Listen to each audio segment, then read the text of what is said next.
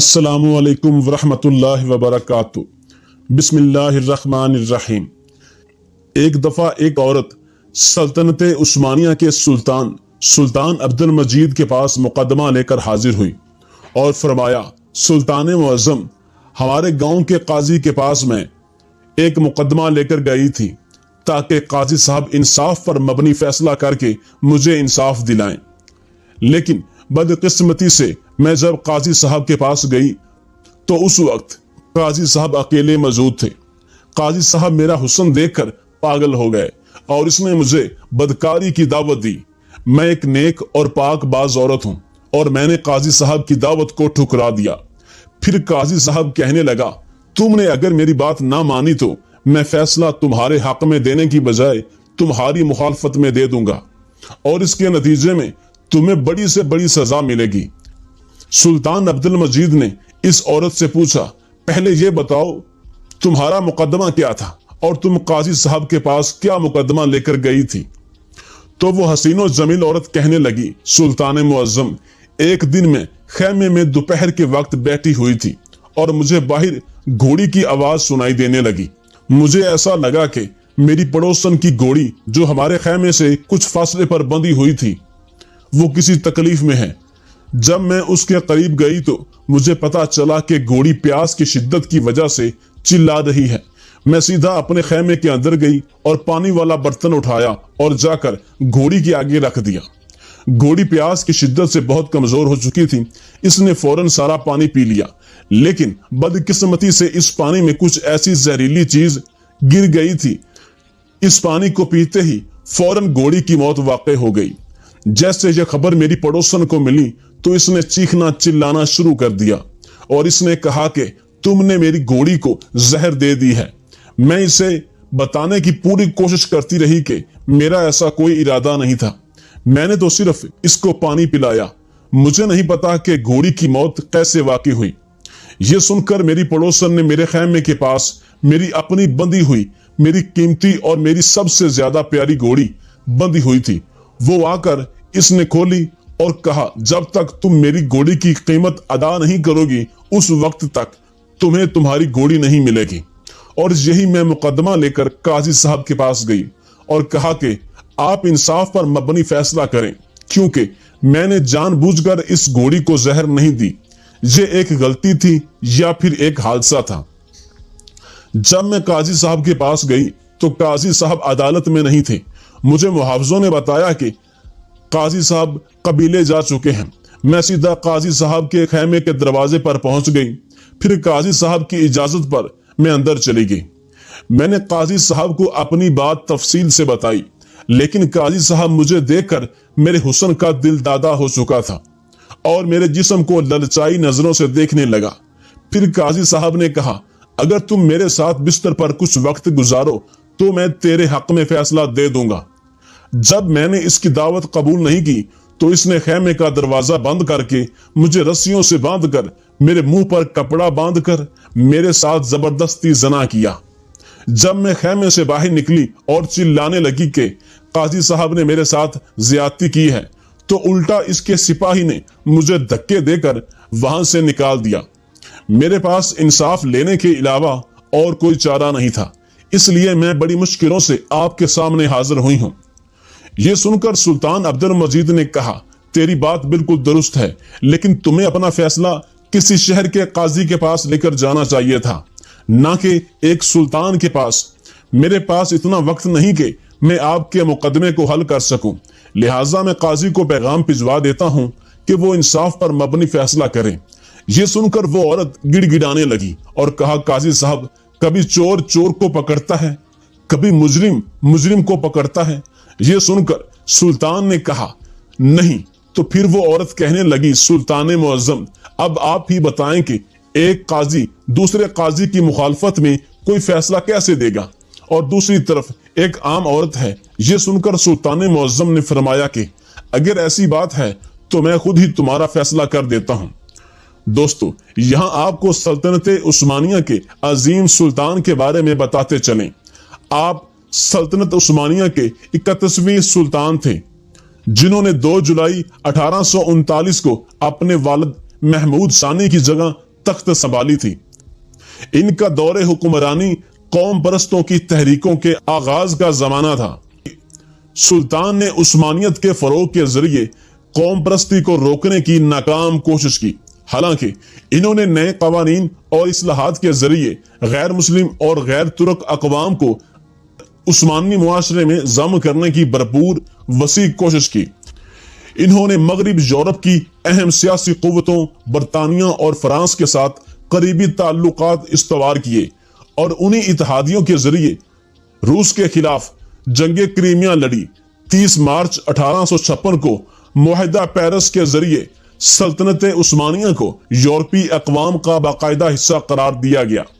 अब्दुल मजीद की सबसे बड़ी कामयाबी तंजीमात ऐलान और नफाज था, जिसका आगाज इनके वालिद महमूद सानी ने किया था।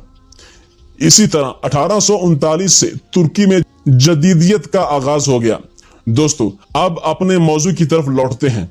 सुल्तान अब्दुल मजीद के हुक्म पर काजी साहब को बुलाया गया और चंद ही लम्हों के बाद काजी साहब सुल्तान के सामने हाजिर हो गया। सुल्तान अब्दुल मजीद काजी साहब से मुखातिब हुआ और कहा, क्या ये औरत सच कह रही है? क्या तुमने इसके साथ बदकारी की है? ये सुनकर काजी साहब फरमाने लगा, नहीं सुल्तान मुअज्जम, मैंने इस औरत को हाथ तक भी नहीं लगाया। फिर सुल्तान ने कहा, ऐसी क्या वजह है कि तुम्हारे साथ इतने सख्त अल्फाज क्यों बोल रही है? इसके पीछे हकीकत क्या है?